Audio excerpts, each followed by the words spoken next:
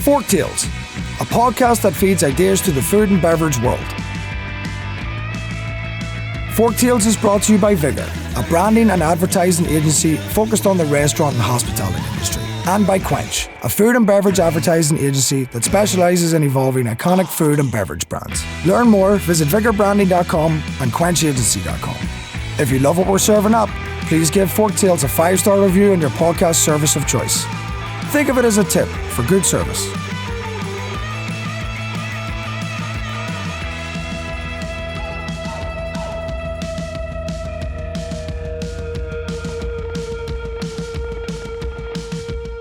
Hi, and welcome to Forktales. Today we're joined by Mike DiBeneditto, the CEO of Golden Waffles, a brand that's been serving up fresh baked waffle perfection since 1937.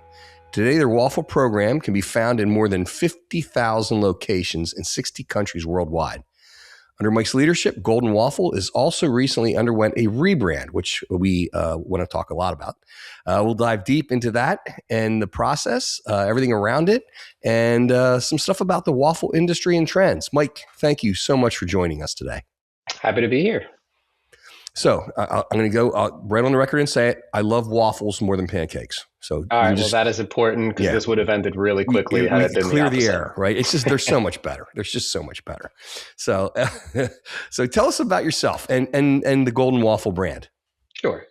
So obviously I'm here because I'm the CEO of Golden Waffles, but first and foremost, I'm a dad. My daughter Eliana just turned 6. My son Mikey is 4 and a half. He would correct me actually if he were listening to this right now.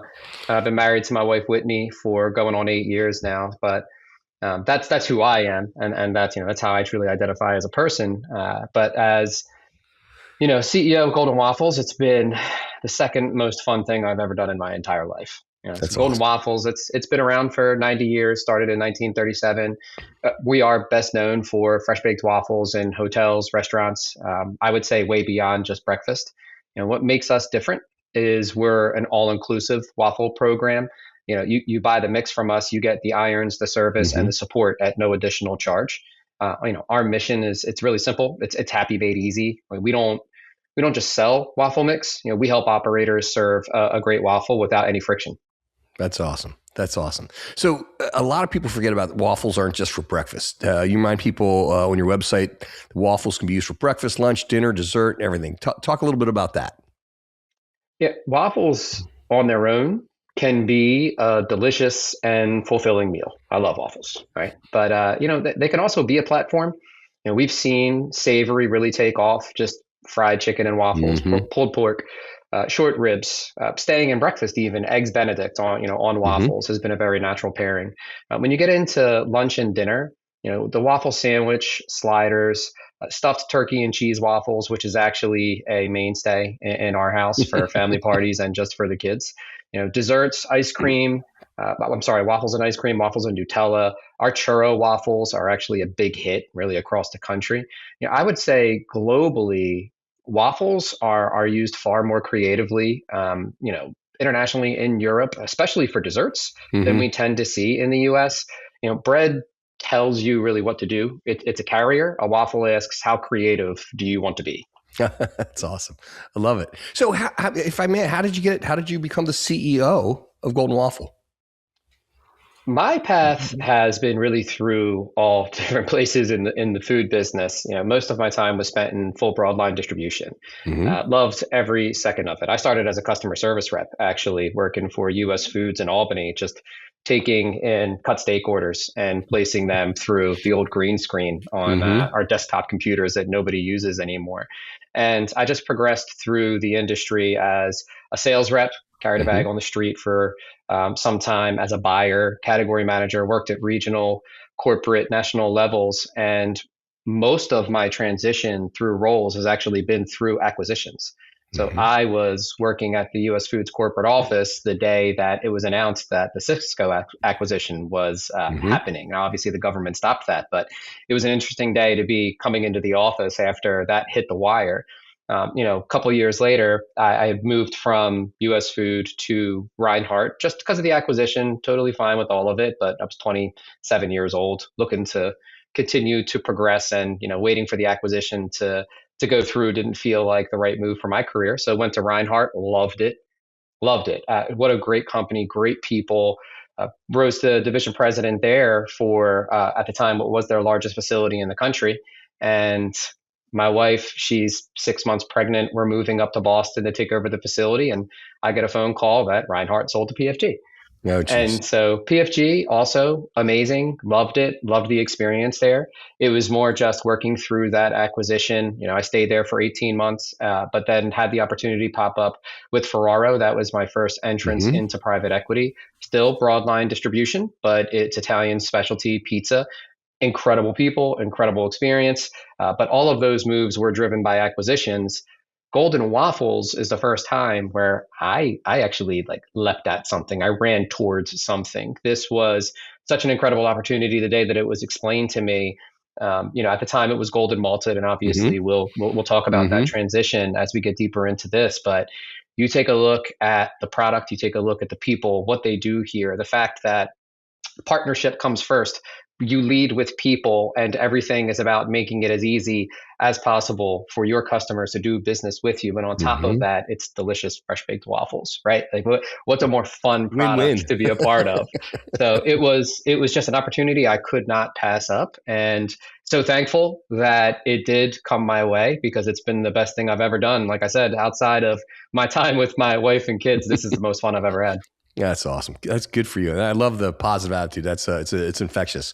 So I'm also fascinated by people that own brands or presidents of companies. And how often do you consume your own products? When's the last time you ate a waffle, and what did you put on it? So I know the spirit of this question, because you're going to want something super creative. I eat a waffle every day. We are constantly in the test kitchen, in the innovation lab, just trying to perfect our mix, trying to, drive innovation through the iron itself. And so, if the waffle's right, you don't need to hide it under toppings. And the most recent waffle I had was just a plain waffle. I was actually testing out a new product that hopefully we'll be launching in the coming months here. It's actually a fiber waffle. And so, it was delicious as everything else is that we make now. To get back into the original intent of the question, so over the break, we host all the time in our neighborhood. Ton of young kids in our neighborhood. That's actually amazing. It's so fun, and having the waffle and the waffle iron ready to go for parties is actually a pretty good draw. But we did my kid's favorite, which is mini waffles stuffed with chocolate. We did mini waffles stuffed with ham and cheese, mini waffles stuffed with turkey and cheese. And then we also did your plain waffle with whipped cream and ice cream. And so that is the most recent creative waffle that we had over the holiday break. But you could ask me any given day, when's the last time you had a waffle? And it's going to be today. Yeah, that's. I guess that makes sense with R&D. I can say honestly, I think my last one was on Saturday. I always get at breakfast when I go out to breakfast. I always get a waffle, like on the side, like some eggs and everything else. But I always want a waffle. I'm just butter and syrup. Keep it kind of simple. I love it though. So the classic is so many people's favorite. I have gotten to the point now, because of my children's preference, that a plain waffle with whipped cream is actually what I eat more often than anything else. Well, kids do, they steer a lot of the grocery shopping, a lot of the meal planning. I mean, they end up running the roost. So that's not surprising. So, okay, we'll talk about some rebranding here. So I want to spend a lot of time on this. It's something you know very well because you just did it. So Golden Waffles recently rebranded, after almost 90 years of being known as Golden Malted. Take us through the process that led you to the decision to rebrand, change the name, and why was this the right time to make that happen? Certainly not a decision that's taken lightly, right? Our angle was to respect the past, but it was time to really unlock the future for us. Golden Malted, incredible brand. To us, it described an ingredient and not necessarily the experience. When it's funny, this is really important when you're going through a rebrand. You need to sit down, put everybody in a room, pull down the shades and really talk about, this is what we think makes sense. Let's poke as many holes in it as we can. And so we sat down, we had a strategy session back in October of 2023. And what came out when we were discussing the name of the company, the spirit of the organization is that whenever our people walk into a customer, what we get back is, here comes the waffle guy. Oh, there's the waffle gal, right? Like we were already referred to as the waffle people. And so as our product line expanded, as we came out with new mixes, as we continued developing the iron, you work with innovation, you work with R&D, we felt we had earned the right to modernize the brand. And so Golden Waffles for us is just clearer, warmer. It's instantly understandable. Who are we? We're the waffle people. And so we didn't abandon our history, but we clarified it. This is who we are. This is who we want to be. This is what we want to be known for. Delicious, fresh baked Golden Waffles. Yeah. And I mean, I'll say this, and it's probably gonna sound obvious, but telling people what you do is actually a really smart thing. Because by the name itself, Golden Malted, you might not know really what we're talking about here, but I think everyone pretty much knows what a waffle is. So, I mean, but again, back to not taking it lightly, I'm sure there's logos on machines and branding and websites and all kinds of expenses, maybe vehicles, whatever. There's the names everywhere. And then so when you change it, all of a sudden it's like, well, there's a change. So there's a cost to all that, which is not taken lightly because, hey, we've been doing this for whatever, 80 years or 85 years at that point, however long it was. And now we're gonna all of a sudden change all this, and there's a cost that we didn't have to afford the last 90 years or whatever. And so it's not an easy decision, and I'm sure a lot goes into that. I think people take for granted when decisions like this are made that it's no big deal. It's pretty simple and smart. There's a mentality when you go into it, cost versus investment. Right. So where do you want to spend your money? No matter what, you're going to be investing in your business. And so we invest in all things that make it easier to do business with Golden Waffles, to buy from Golden Waffles, and also all things that make it easier for our people to work on behalf of Golden Waffles, right? So we made a significant investment in the trucks, like you said. It's not just a rewrap of the brand, it's also refreshing the fleet and making sure that all of our people on the road have the best quality office, right? Because that's their office on wheels that they can have. And so if you're going to invest on the inside of the business, which you have to do first, right? So if the spirit, if the heart isn't right, you're not going to be able to redress it or polish that. So along with the rebrand itself and all the expenses that come with it, you invest back into the core areas of the business, and you're making it easier for your team to go out and represent your organization. It also makes it easier to recruit. As we expand our team, we've expanded tremendously. A ton more people work here right now than did back in 23 when we started this journey together. And it's easier to bring in the best people if you're giving them the best tools to be successful. That's very cool. And, like from our side, like what we do is, it's Forktales podcast, but we are Quench, which is a CPG food and beverage marketing firm. And we also have an agency called Vigor, which is restaurants, right? So we do rebranding. We did not do yours. And I want to say, I think it's impeccable. I checked it out. I mean, I've looked at the trucks. I've seen it. I think it's really, really well done. And so I congratulate you on that. And it's also refreshing and reassuring to talk to somebody who really gets the value of it, because, and I say this with all the respect in the world, a lot of times the CEO, the president, whatever, of a company is going to see this as a balance sheet thing. It's expensive, and we didn't do it last year. We didn't do it the year before. Why do we need to take this financial hit? Why do we need to change this? Why do we have to risk someone not finding us? But you said very articulately everything that is the right reason to do it. The employees, the look, the feel, it's a refresh. There's energy. It's just brilliant. So good for you, and congratulations on that. And what I want to do is when we do that, as we build this podcast out, I think we'll have I want to show the old logo and the new logo, so the folks that are watching can check this out and understand better exactly the where you came from. And so on that, talk about the brand's new look and the feel and the process at arriving at the new brand. How did that go? Talk about that a little bit, please. It's really all about internal communication and making sure that you're not leaving anyone behind in the process, right? Like I'm probably not the best person to be on this podcast. I supported every aspect of this. I learned so much from my people internally, from the brilliant people up at Arbor, our sponsors who, acquired the business back in 2023, about like what goes into the rebrand and and why you do it, right? You don't rebrand just to look cool. You better look cool at the end of it, but you don't rebrand to look cool. You rebrand to be clear. Right? Your brand should make it easier for your customers to choose you. And like I said before, if the guts of the business isn't ready, a logo change is not going to save anything. And so our rebrand was intended to remove friction, not necessarily to add polish. And so my role within this was making sure that I was doing all I could to make the transition smooth internally and externally. And that's the communication piece.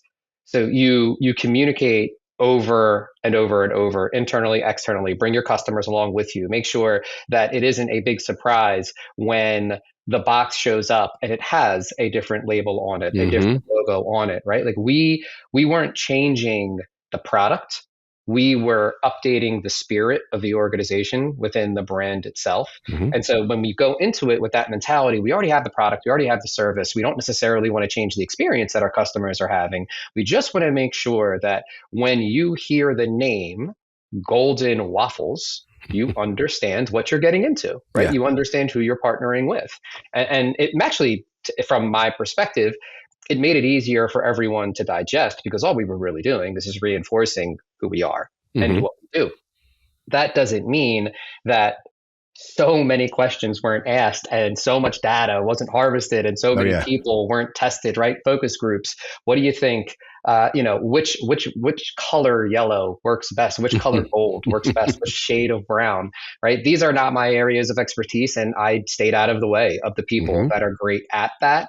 And, I don't know that I can accurately and appropriately really discuss the amount of attention to detail and work that went into perfecting all of that. But I'm so proud to have been a part of it and learned so much, right? So if you really want to get the experts on the phone, we could do another podcast in a couple of weeks. We're going to Golden Waffles team on. They'll blow you away. Yeah. Well, it's better coming from you, and I'll tell you why. I mean, you're the guy has to allow it to happen. And while that might seem like an easy thing to do, it's not. And for all the reasons I said earlier about the costs and everything associated, confusion, all that stuff. So it's really, I can talk to marketing people all day. They get it. They talk about it. But you're the guy that's, you had to say yes and you had to allow it to happen. And, again, kudos for you for understanding the value and really, harnessing that and writing it through. So what challenges do you face? I mean, how'd you overcome them? I'm sure there were some things here and there, hiccups along the way.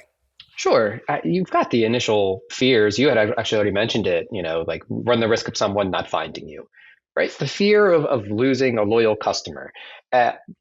Even more stressful for me personally was the internal change management. What made this company so exciting to be a part of it, to be the leader of the organization, was the people and the pride that they all had at Golden Malted. And so the first big move that the CEO is making when he comes in is changing the name of the organization. Right? And so it was all about bringing, again, the customers and the associates along early. What do you think? Right? It's relentless communication, and it's not the communication in the form of talking at people. It's communication in the form of asking them for feedback. And so for us, this truly was an evolution. It's not a replacement. Going from focusing in on an ingredient that we felt made us special to focusing in on the end result, the experience, the product that we know makes us special in the minds and the hearts of the consumer. Not just the customer, right? Because the customer is placing the order. The consumer is actually eating the waffle, enjoying the product, having the experience, and telling the story. And so for us, again, it's not about product changing. It's just we got sharper, and communicating that appropriately to the team made it easier for the 30-year associates to digest. This is why we're going from something that obviously worked really well to something that we felt like would tell our story with a little bit more clarity. Our mindset throughout this was, if you don't explain the why, people will fill in the blanks. And when they do that, typically they're not doing it in a way that aligns with where your and the rest of the leadership team's head is at. So relentless communication was really the solution to the potential problem of that internal change manifesting in negativity. So like, when you have a brand that's nearly a century old, the rebrand, obviously we talked about, can be a challenge. How did you balance maintaining the heritage and the people and staying true to its roots while also modernizing the image? It's the same answer. I apologize for being repetitive. I don't know that I could deviate from it, though, because it's about having them be a part of it. Mm-hmm. They know this so much better than me. Mm-hmm. I knew that. Yeah. My job has always been, a customer wants something, I need to get it to them accurately, quickly, and without cutting any corners, right? Mm-hmm. That's actually my definition of success. My definition of success is where speed, honesty, and accuracy all meet. Who can get to the right answer the fastest without cheating? And so it's always been a very simple approach for me. There's a blocking and tackling approach that I have. When you get into the waffle business, and it's not just a waffle business. Again, like we need to be fair about what these people built. I didn't build this. It's almost a century-old business. You said it yourself. It was going great. And so we allow all the people that have made it special already to be a part of the rollout, to be a part of the launch, part of our rebrand, because you focus in so much around packaging, product. What do the consumers see? What do the customers see? We recently moved into a new corporate headquarters. It's a standalone facility. It's a attached building, but it's a standalone facility rather than sharing space with other companies, which is how we were set up in the past. And we really invested in making sure that what our brand stood for, who we wanted to be, was represented within these four walls where I'm sitting right now. A building that represents Golden Waffles and also makes the employees feel like they are a part of something more than just a fresh baked waffle company. They're a part of creating a memorable experience for everyone that goes out and sits down and chooses our customers as a place to feed their family. And in building out this facility, we allowed our associates to give us our feedback. So you create the guardrails, right? You say, we're going to be Golden Waffles. We've all decided on that. These are the colors. But what do you think we should be saying within the four walls? Letting people own every aspect of it, at least little pieces of it. It can get out of control if everything goes to a vote. That's not really the way that projects work. But making sure that nobody felt like they were left out was how we got to, hey, we're still that company. We didn't forget our heritage. We are just taking it and moving into the next stage of growth for the organization. You said something there I think is really astute. And that's, one of the things we say, but you're explaining it, is brands are built from the inside out. And, you have to bring people along, but they're brand advocates. They're your brand voice. They're your team. And, we do this a lot. Like we do this work a lot. And we always talk about what's the internal communications around this. You don't want to do, even if it's a home run, everything you've done is excellent. You don't want to leave those folks out. Even the delivery driver, whomever, everyone needs to hear and be a part of this. And oftentimes as a company, we'll go in and do maybe multiple times the same presentation around where we're headed. We'll do focus groups. We'll do IDIs, all these things just to really, A, you learn a lot, and B, then people will feel a part of it. And it's super important. Another story on rebranding, and this was one, and I'm the CEO of the company, and this was daunting for me. We one of our clients at Quench is Sun-Made Raisins, and if I say Sun-Made Raisins, you know exactly what I'm talking about. You know what the box looks like. You know what color it is. You can imagine everything that's on the logo. I don't have to even tell you. It's been around for forever, and they wanted to update or change the logo. They wanted to change the packaging. And I'm not kidding you. I mean, everyone wants to do business, and everyone, hey, it's a project, and what a great name, what a great brand. I was really nervous, and we did a lot of focus groups. We took different designs. I'm very, very, very proud of what we did. We modernized it. But if I showed you the finished product, the packaging, you'd say, oh, that didn't change at all. It did. And if I put the old one next to it, you can see it changed a lot.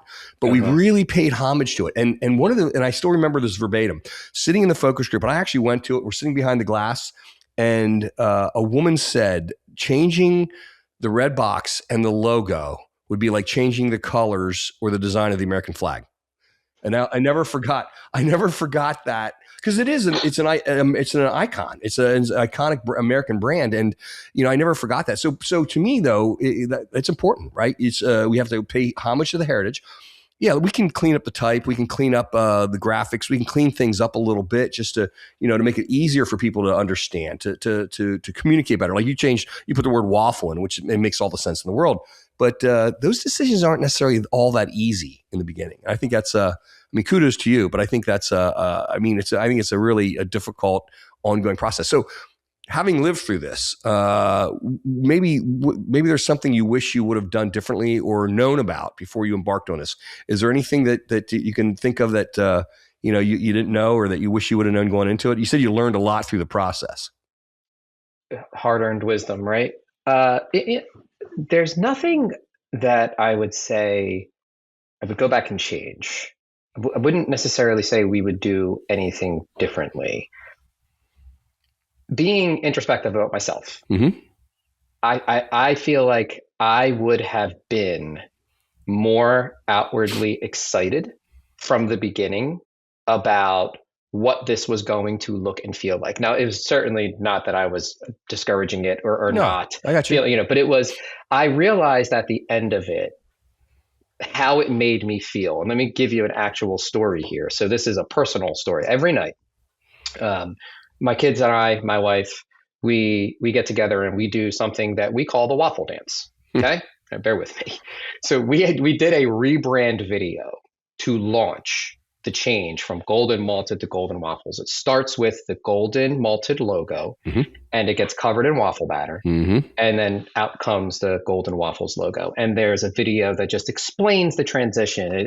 It pulls in some of the taglines, "Happy Made Easy," mm-hmm. and I played it for my kids when we first got it, and my wife and they all loved it. They're like, "Wow, this is fun." And my kids are so young that they're okay, rebrands, Dad, whatever. Like you make waffles for a job, right? And so but they started to dance to it, and then that night, my daughter was like, "Let's do the waffle dance again." I'm like, okay, we're now 2 years in.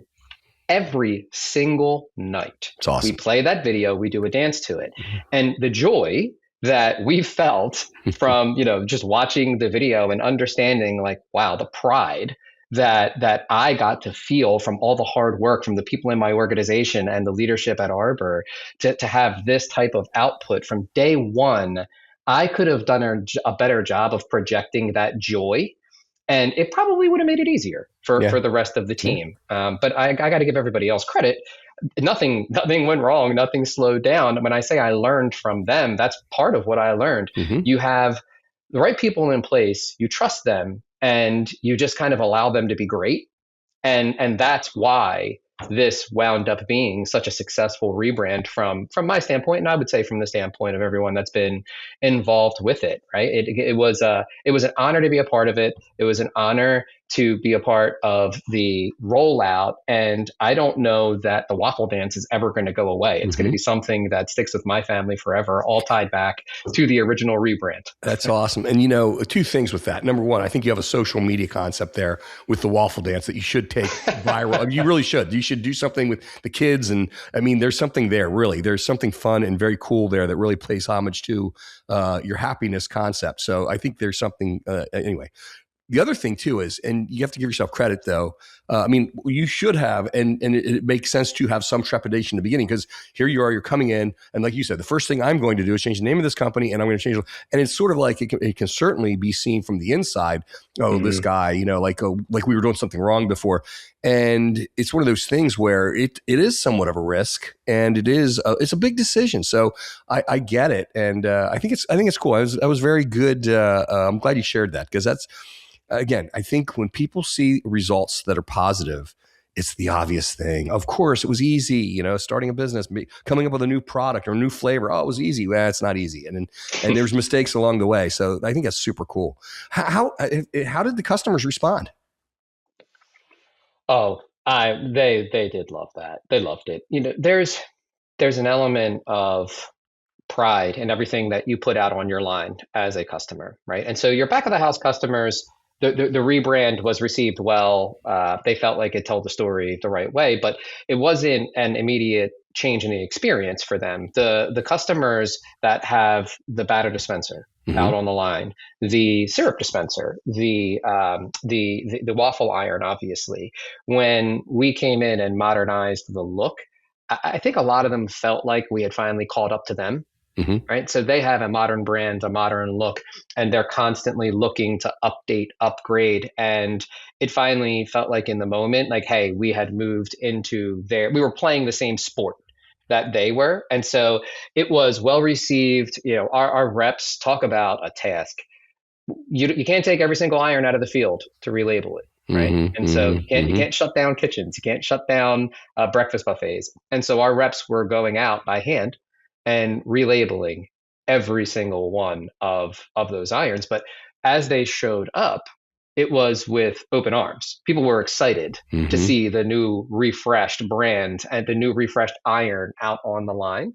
And so there certainly wasn't any real negative feedback I got at any moment about the change.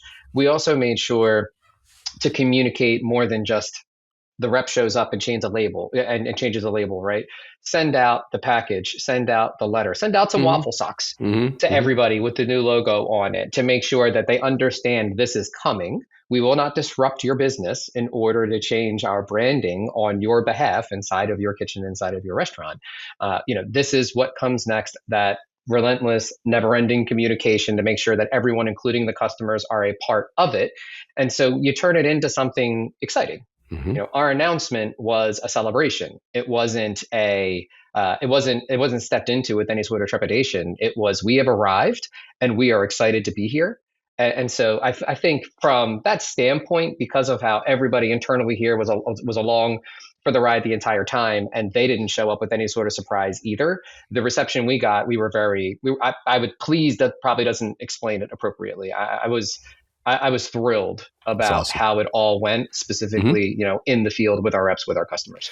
So I saw the video, by the way, and it's fantastic, and it does explain it well, and it's great. It's well done, and it's again, I said that we didn't do the work, but the work is beautiful, and so I always give credit where credit's due. So internally, again, you came in, you're the new guy, you're changing your name, you said you communicated internally a lot, which is obviously super smart. Brands are built from inside. We said that. I mean, were they all excited about the transition? Did everyone come along? I mean, show the video. I mean, anything special you did there, or anything from the internal side of things? We did show the video. It wasn't necessarily the first thing that they saw or heard, because I do think you need to be a little bit more thoughtful than that. Not everyone will be excited from moment one. We have the roots for this organization. They run deep. So founder's grandson, still here, works with us. That's he great. Is a key member of our R&D and innovation team. And, we actually made a point to let him see it and be a part of the process. Perfect. Before everyone else did. And it was his feedback that started our process of, okay, people are going to be okay with this. Right. Like this is, we're on the right track. We're on the right path. And so having him out there making the announcement with us, really, like, hey, awesome. Like we're going from the original Carbon name, because Scott Carbon, his name, this was New Carbon's, the first name of the company was New Carbon's Pancake and Waffle Mix. And so it finally turned into New Carbon's Golden Malted, and then eventually Golden Waffles. So to have Scott Carbon out there with us as a part of that transition, it helped soften some of the, I would say, trepidation around change that some of our oldest associates, longest tenured associates had. That's excellent. And I'm glad I asked it, because there's always, I mean, again, it's a thing, right? And you need to really nurture that. And again, I'm sure that people think it's such an easy thing and it's just an obvious thing. And again, when you see the final result, but that's interesting. I did not realize the grandson of the founder was in the company. So, again, you have to pay homage, right, to the traditions and the history. And that's super, super important. So what's next for Golden Waffles? Is there an additional brand evolution plans on the horizon? Anything new that's happening there? Anything exciting that you want to talk about? This is still fresh. So no new brand changes, right? Like we have arrived. We are Golden Waffles, and we're here to make it as easy as possible for anyone on earth to add fresh waffles to the menu. So our next steps are really more branching out, and instead of just being the hotel waffle or the amusement park waffle. Really, what our intent is to be the waffle for everyone. So convenience stores, truck stops, QSR, right? Like there's immediate nerves that hit anyone when you start talking about adding a piece of equipment, adding a service plan, and adding a product into your portfolio, onto your menu. And so what we've done is we've invested a ton in, adding to the team, getting our corporate sales and our local sales team staffed up so that they can go out and have these conversations live with as many of these potential prospects as we can. It's super unique, right? Like we're actually very well penetrated in terms of the accounts that already have waffles on the menu. We do really well there. You don't have anybody, you never will, everybody, and you never will. But we've done pretty well expanding the business out there. If you see a fresh waffle out there, the odds are you're probably seeing our fresh waffles. That's so awesome. So many of our sales are going into a customer that doesn't have waffles on the menu, and getting them to jump on board with, imagine adding this to your plate of wings. Imagine adding this into, take a bubble waffle and add it onto your menu with a boba tea and really complete the transition from dinner into dessert or after dinner drink, if you will, at certain locations, right? So, our next step is making sure that everybody understands the waffle itself. It doesn't need to be locked into the confines of the breakfast cell. Like, let it out. Have dinner with your waffle, have lunch with your waffle. You can get a waffle faster than you might think out to your customers. We will not jam up your line. The waffle iron itself, my 6-year-old daughter can make a waffle, right? So it's as simple as can be. Our job is to make sure it's communicated well within the brand, within the messaging, happy made easy, right? Like that's really that next step for us, making sure everyone understands this is way easier than you may think. And once you sign up with us, we do all the work, right? Like you're not going to change a plate. That waffle iron breaks down. We will be in there within 24 hours, typically same day, but I'll hedge. Within 24 hours with a brand new iron. We're not going to be standing there with a drill and screwdrivers and try to fix it on your line because we're trying to save some money on you. No, we'll take it back. We'll give you a new one. We'll refurbish it ourselves in our plant in South Bend. That's what our wonderful people out in South Bend do. That's great. And so we understand the nerves. We understand the risk that you're taking with your business to welcome us into your family. We are going to make it as seamless and easy as possible. So that is really the next step for us, making sure everybody in the world knows that. That's excellent. So at Quench, we do every year, and I forget how many years it's been now. I'm going to say 18 years, maybe one or two more than that, or one or two less. But we do an annual food trends study. So we look at what's happening in the food and beverage industry, flavors, things like that. So we pay close attention to that, and we create these. So how do you at Golden Waffle stay ahead of trends? I mean, do you rely on data, customer insights, articles, internal R&D? What's your process for trends in your business? Yeah, our angle is to stay practical and grounded, not necessarily be hype driven, right? So customer insights are always going to come first. And even the data that we're harvesting, that's really customer and consumer preferences and asks. That's really what it boils down to. So the customer insights are always going to lead us down that path of what should we be focused on. Operators tell us what's driving consumers through your front door, what's filling your seats, what's slowing you down, right? Oftentimes that varies by geography. And there is no one answer for all asks. So our internal R&D team, culinary team, spend a ton of time in the test kitchen, focusing in on the trends that matter. And so all trends matter. You can never be dismissive of a preference or what someone wants, but what we try to focus on are the trends that solve real problems. And so something that we're really focused on right now, big themes: speed, footprint, right? Simplicity. How can I get the waffle out faster without taking up too much space in my kitchen? These are the things that we develop. We spend our time with on innovation, both with the iron and with the mix itself. There's actually a great company down in Florida, Rubik's. I think you're probably familiar with Rubik's. And they have one of the greatest taglines ever: "We love problems." It's so good. It's so good. It's just perfect, right? And that's where we focus. Trends are interesting. Problems are actionable. Mm-hmm. So that's how we stay ahead. You take the data, you take the customer insights, the customer always leads everything. And then we try to make ourselves fit within whatever solution they tell us they're looking for. Mm-hmm. A buddy of mine was on one of our podcasts, and he has a similar, I'll say similar model to you. He has broasted chicken, and the only way you can have broasted chicken is if you have a broaster. So it's an equipment sale, much bigger than what a waffle iron is, but it's equipment sale, but it's also then the ingredient sale and a program sale.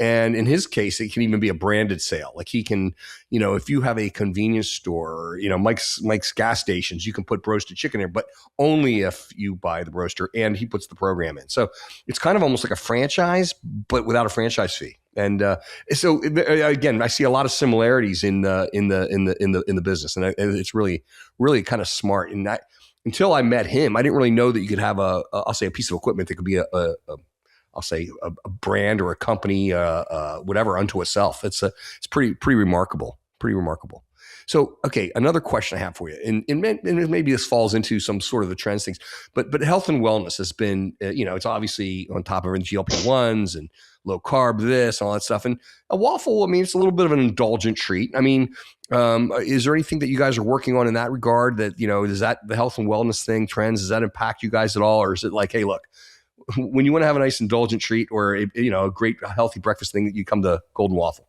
No, absolutely. We focus in. We're much more than just an indulgent treat.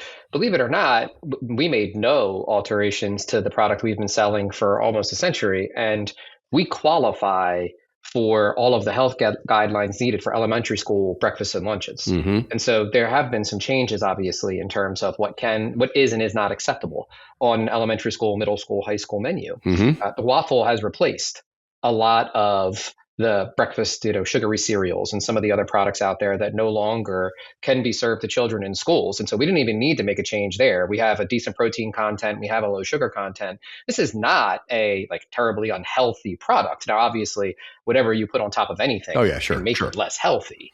But the waffle itself, it's already there. Now, we know that there's work to be done. We have our completely allergen-free product, which is, not just gluten-free, totally allergen-free, very good, rice flour base. So if you have an aversion to rice, it might not work for you. But if you have a gluten allergy or any other type of allergy, you're probably pretty used to the rice flour. That's a great product. And we're continuing to expand into, I had actually kind of teased our fiber waffle and protein waffle. Yeah. Right. So our plan is not necessarily to create a whole brand new waffle mix.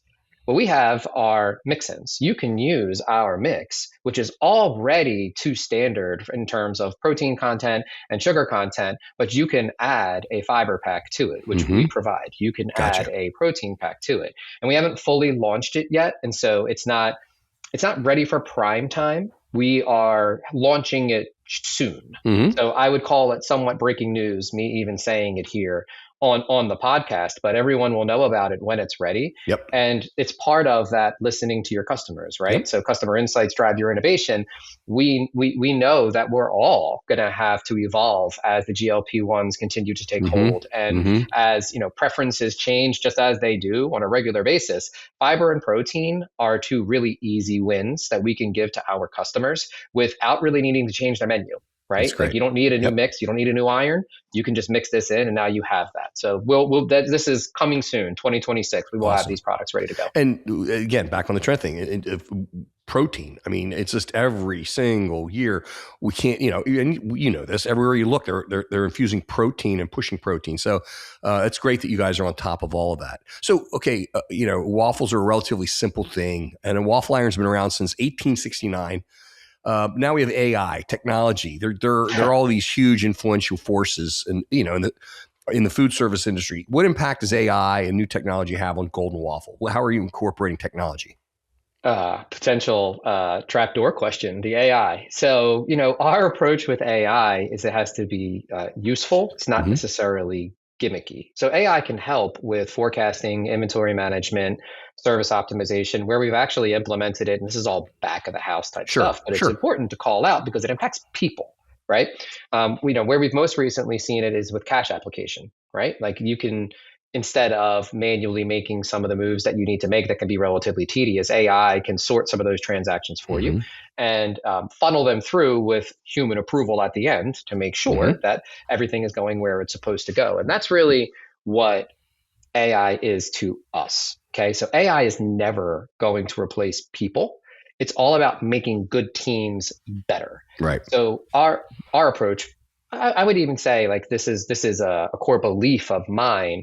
Technology should really disappear into the experience, right? What makes this company special are people, frontline, associates building irons in South Bend, Indiana, reps on the road, working hand in hand with our customers. So our investments in AI are all centered on supporting our people and making it easier for them to focus on the needs of the customer. And that's what's coming next, right? Like, there will be some automation built into the data that comes back from the iron so that we have better visibility into how equipment is used. We can provide faster support, make smarter decisions, because really all of our investment in the equipment and on the service is in making sure our customers that have signed up and committed to us never go without.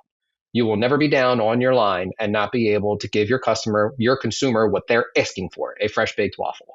And so we will supplement that as time goes on with some of that artificial intelligence, but it's all really meant to make our waffle guys and gals even more superpowered out there. Make it more efficient, helpful. It's an assistant to them, and it takes some of the grunt work out of day to day. But that's, that was very well said. Very well said.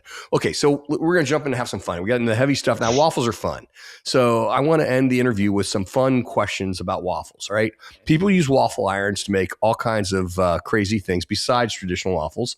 I'm going to name a few things, and you can tell me if it's a real waffle creation, or actually a trending thing, or something fake that we just made up. So for bonus points, let me know your honest thoughts on how good of an idea each one of these is, right? So Thanksgiving stuffing waffle. Oh, that's real. Okay. That's real. And you probably made it. Surprisingly very good. Yes. Not even surprisingly. No, that's real. That's very good. All right. This one will be easy. Bacon, egg, waffle. Of course. All right. Yes, of course. Watermelon waffle. Funny story. I have seen that. You have seen that? I have seen that. Okay. Wouldn't recommend it. Okay. we had that listed as fake. So if you've seen it, I guess we got to take that off. And it was not done with intent. It was actually a 4-year-old that decided that the waffle iron was within reach and a piece of watermelon would make it onto it. Sounds like it might have something in your neighborhood with the local kids. But what I did learn was that it's easy to clean there you go. that watermelon off of the iron. So that was good. All right. How about a mac and cheese waffle? Absolutely. And it's delicious. Yeah. Ice cream sandwich waffle. Of course. Yeah. Of course. Lasagna. Fake for now. We have that down as real. So that's it. Yeah, I think you can do a stuffed. I would do a stuffed waffle with lasagna or with pizza even. But the lasagna itself, if you drop that in the iron, I don't know how that would perform. The exposed cheese could be a problem. There you go. Marshmallow waffle. In the batter, of course. Okay. And then a grilled cheese waffle. Delicious. Yeah. Have done that. A staple, right? Yeah. All right. So you've been fantastic. And I always like to end on the same question for everybody. And I'm going to ask you, you can't say a waffle in this one. All right. So I'm just going to take that off the table. Okay. If you had one final meal, what would you eat and why? Okay. I'll take waffle off the table. The best meals aren't really about complexity. It's about who you share them with. And if I were to have a last meal every night, we ask our kids, what do you want as a treat? And what they ask for, it's so funny. I don't know where this came from either, but I've done this now hundreds of times. They want a deconstructed s'more. They want graham crackers, chocolate, marshmallows. And I would sit down and I would have probably s'mores with a root beer vanilla ice cream float, because that is one of my wife's favorite things in the world. And the entire time I would be able to sit there and think about how wonderful the memories are of those things in my life. Like food's memory, that's why it matters so much. If it's just sustenance and you're not really participating in the same way that I do on a daily basis. So maybe not as satiating as some other people's answers are, but that would be my last meal. Mike, that was a very thoughtful answer, and it's a fantastic answer. And I want to thank you and congratulate you on your success and having, I'll say, the guts to do a brand change and have a successful one at that. I think that's awesome. And again, I don't know you well. I got to know you here, but I can tell you, I know you're a fantastic father. And that's probably about the best compliment I can give anybody. So congratulations on that. And I really appreciate your time here. That was really kind. That is one of the best compliments anyone can give. I really do appreciate that. I loved it. And, the rebrand itself, it is easy to work through it when you have a team that's this easy to be proud of. Best team awesome in the world. So they did wonderful, and we're very proud of where we're at. That's super. Thank you very much. Appreciate you, sir.